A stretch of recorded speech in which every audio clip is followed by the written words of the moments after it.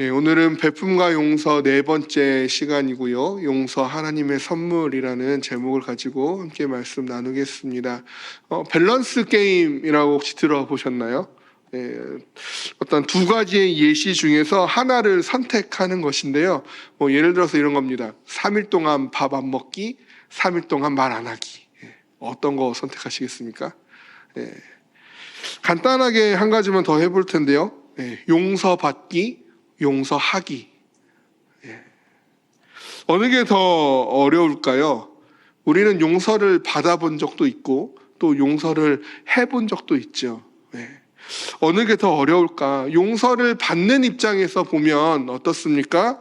크게 두 가지가 필요한 것 같아요. 첫 번째는 내가 용서를 받으려면 나의 잘못을 먼저 인정할 수 있어야 한다는 것이죠. 내가 무엇을 잘못했는지 인정하지도 않은 채 용서라는 단계로 나아갈 수 없다라는 것입니다.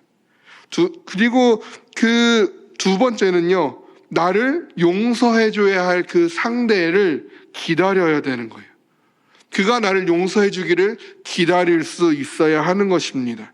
용서를 받는다라는 것은 누군가가 나를 용서해 줄 때 용서를 받을 수 있기 때문에 그러하지요. 결국 용서를 받는 사람은요, 나의 잘못을 인정하는 것 외에 할 수 있는 것이 아무것도 없는 거예요. 내가 그에게 잘못한 것을 인정하고 용서를 구한 이후에는 그저 그가 나를 용서해 주기를 바라면서 기다릴 수밖에 없다라는 것이죠. 그렇다면 용서하는 입장은 어떻습니까? 내가 누군가를 용서할 때 누군가 나에게 입힌 과실이나 혹은 피해에 대해서 더 이상 그에게 그 책임을 묻지 않는 것이죠. 어떠한 보상도 그에게 요구하지 않는 것입니다.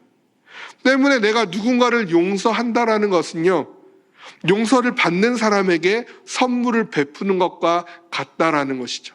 더 이상 그가 어떠한 것도 나에게 갚을 필요도 없고 어떠한 것도 나에게 보상할 필요가 없게 해주는 것이기 때문에 그러합니다. 그리고 우리 모두는 하나님으로부터 이 선물을 이미 받은 줄로 믿습니다. 사실 오늘 나누는 이 용서, 이 하나님의 선물이라는 이 주제는요, 내가 하나님 앞에 죄를 범한 죄인이라는 사실을 인정하지 않으면 아무런 유익도 없고 아무런 의미도 없는 것입니다. 용서받는 자는 자신의 죄를 인정하지 않고서는 용서받을 수 없기 때문에 그러하지요. 근데 우리는요, 쉽게 이렇게 생각을 해요. 세상에는 죄가 많이 있어요. 다 동의합니다. 그리고 그 죄 많은 세상은 결국 하나님의 진노와 심판 가운데 놓일 것이라는 그 얘기에는 쉽게 동의하고 쉽게 수용하고 쉽게 받아들입니다. 그런데 나 또한 죄인이며 나도 역시 하나님의 진노와 심판의 대상임을 인정하는 문제는 좀 다르게 다가온다는 거죠. 나도 하나님의 진노의 대상이고 나도 하나님의 심판의 대상임을 인정하기는 쉬운 일이 아니라는 것이에요.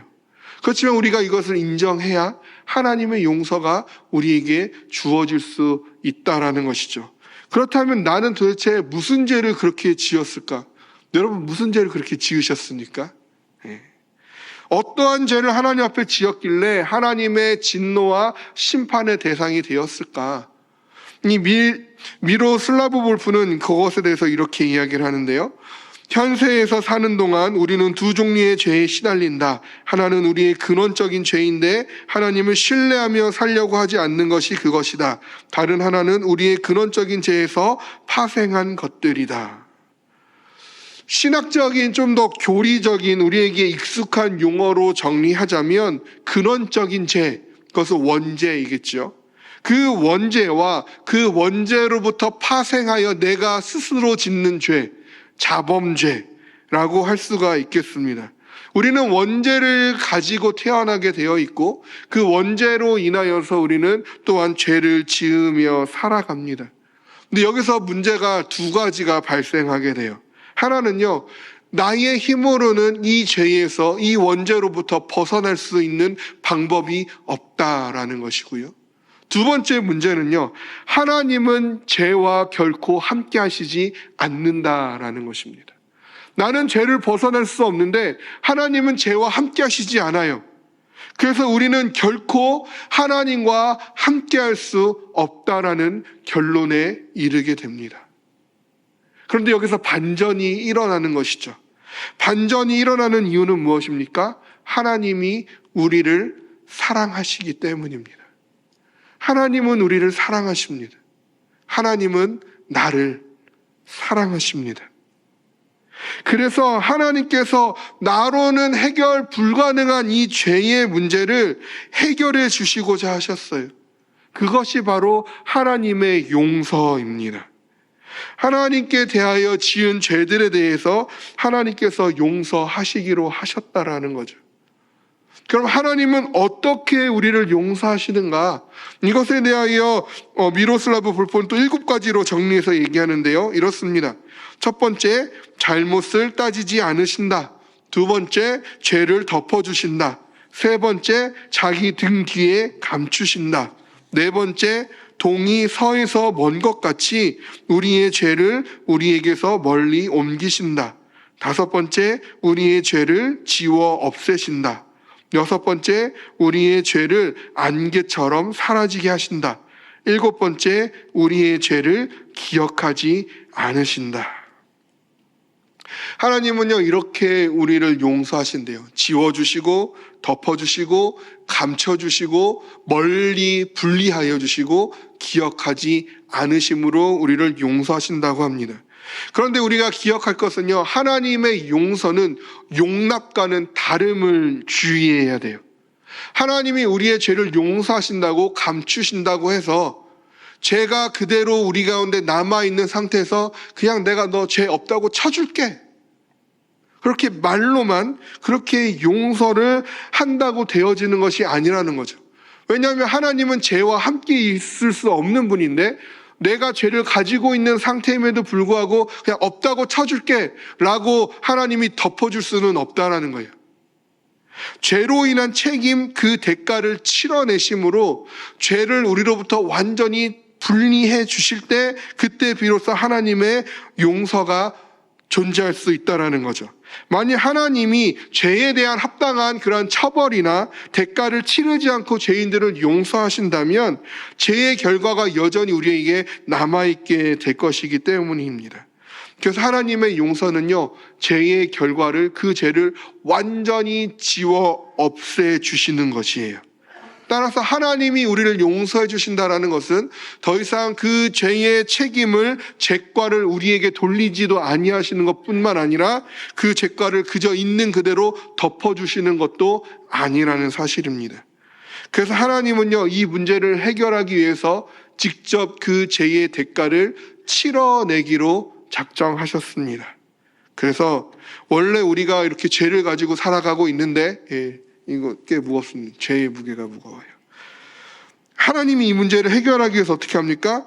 하나님이신 예수 그리스도께서 종의 형체를 가지시고 우리와 같이 되셨습니다. 완전한 하나님이시자 완전한 사람으로 예수 그리스도께서 성육신 하신 것이지요. 그래서 이 예수 그리스도께서 어떻게 하십니까? 우리의 죄를 완전히 짊어지시고 십자가에서 죽으시고 다시 살아나심으로써 이 죄의 대가를 완전히 다 치러내 주셨습니다. 그래서 이제 우리에게 어떠한 죄의 흔적도, 죄의 결과도, 어떠한 죄의 것들도 남아있지 않은 정결한 상태로 하나님의 용서를 받게 해 주신 것입니다. 예수님은요, 이것을 위해서 우리를 대신하여 유죄 판결을 받으신 것이고요, 그 형벌을 십자가에서 죽으심으로 치르셨습니다. 우리는 그 예수님이 찢긴 살과 흘리신 피의 사랑으로 용서함을 받았습니다. 오늘 우리가 함께한 성찬이 바로 그러한 것이죠. 그 예수 그리스도의 사랑의 용서를 기념하는 것이 성찬입니다. 또한 성찬은 예수의 죽음과 부활에 우리도 참여하고 있음을 말하는 것입니다. 아담 안에서 우리가 죄를 범하였듯이 아담의 죄가 우리 모두에게 영향을 가지고 왔듯이 우리는 예수 그리스도 안에서 유죄 판결을 함께 받은 것이고, 우리는 예수 그리스도가 죽으실 때 함께 죽은 것이고, 우리는 예수 그리스도가 다시 사실 때 다시 살아난 것입니다. 우리는 그렇게 예수 그리스도의 대속적인 죽음과 부활을 통해 죄로부터 완전히 분리되었습니다. 하나님의 용서를 온전히 받게 되어진 것이죠. 그것에 대해서 로마서 5장 8절은 오늘 이렇게 말씀한 겁니다. 우리가 아직 죄인 되었을 때에 그리스도께서 우리를 위하여 죽으심으로 하나님께서 우리에 대한 자기의 사랑을 확증하셨느니라. 이것이 하나님이 우리를 용서하기 위해서 하신 일이에요. 아직 우리가 죄인 되었을 때에, 내가 죄를 인정하고 고백하기도 전에 그 예수 그리스도를 우리를 위하여 이 땅에 보내시고 죽게 하심으로 하나님의 사랑을 확증하시며 우리의 죄를 용서해 주셨습니다. 그리고 하나님은 이렇게 이루어진 하나님의 용서를 우리에게 그저 선물로 주십니다. 이게 선물이라고 해서 쉽게 이루어진 것이 아님을 기억해야 합니다. 내가 하나님께 용서를 받았습니까? 그것은요, 결코 값없이 없는 그러한 값싼 하나님의 선물이 아니라는 것이에요. 그 안에는 예수 그리스도의 죽음이 담겨 있고 그 찢긴 살과 그 피가 담겨 있는 것입니다. 그렇다면 이 용서라는 선물을 우리가 어떻게 받을 수 있습니까? 어떻게 받으셨나요? 믿음으로 받았죠. 믿음으로. 내가 죄인이라는 것, 내 힘으로 이 죄를 끊어낼 수 없다라는 것, 그리스도께서 그리하여서 나를 대신하여 이 땅에 오셔서 죽으시고 다시 살아났다라는 것, 그래서 그의 죽으심과 부활하심을 통하여 내가 죄와 완전히 분리되었다라는 것, 그래서 내가 의로운 하나님의 자녀가 되었다라는 것을 믿음으로 우리는 하나님의 용서라는 선물을 받게 되어지는 것입니다. 우리는 믿음 안에서 그리스도와 하나가 되고 우리는 믿음으로 하나님의 용서라는 선물을 받습니다. 그래서 이 하나님의 용서라는 선물을 받은 우리는 더 이상 죄에 속한 자가 아닙니다. 이제 우리는 하나님께 속한 하나님의 자녀가 된 것입니다. 이것에 대하여 미로슬라브 볼프가 고백을 하였는데요, 우리는 이 고백을 마음 깊이 새겨야 할 것입니다. 그는 이렇게 고백합니다.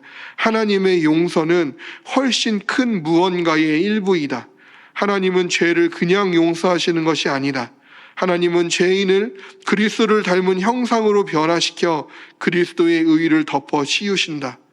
용서는 우리의 죄인됨과 새로운 피조물됨 사이에서 이루어지는 사귐의 회복을 위해 한 걸음 내딛는 것이라고 할 수 있다. 용서는요, 단순히 우리의 죄를 용서해 주는 것을 넘어서서 우리를 하나님의 자녀로 변화시켜 주시는 것입니다. 하나님의 용서라는 선물을 받기를 원하십니까? 그렇다면 예수 그리스도의 십자가의 죽음과 부활을 믿으십시오. 하나님의 용서라는 선물을 이미 받으셨습니까?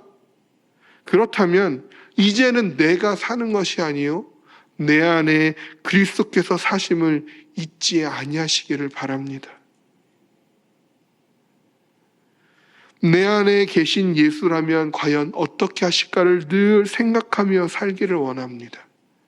내가 받은 하나님의 사랑 그대로 다른 이들을 사랑하며 살기를 원합니다. 내가 받은 하나님의 용서 그대로 다른 이들을 용서하십시오. 내가 용서받아 하나님의 자녀가 되었다라는 그 사실을 날마다 되뇌이면서 나를 용서하신 그 하나님의 사랑이 얼마나 큰지를 늘 묵상하시면서 받은 선물을 그대로 베풀며 살아내는, 하나님의 용서 그대로 다른 이들에게 또 전하며 살아내는 그러한 우리가 되어지기를 주님의 이름으로 소망합니다.